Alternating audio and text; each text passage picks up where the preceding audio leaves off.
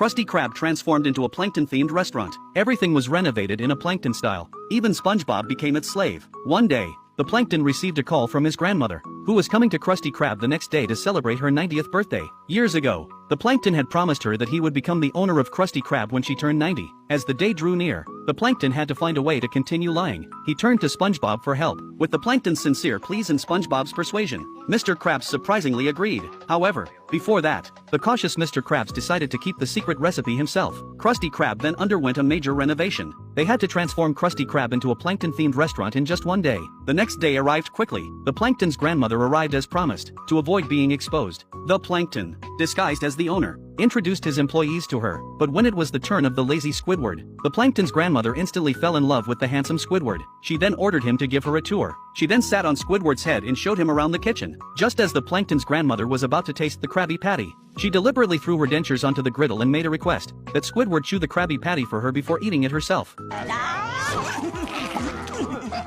Delicious.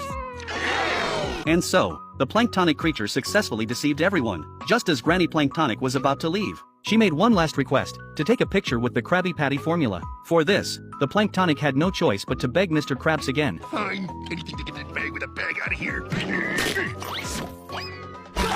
Say cheese.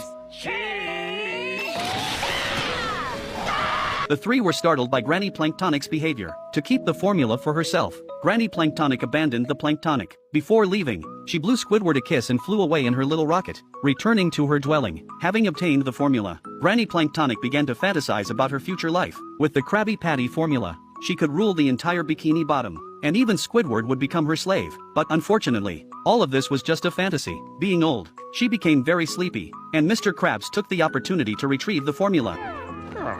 Happy birthday, Grandma.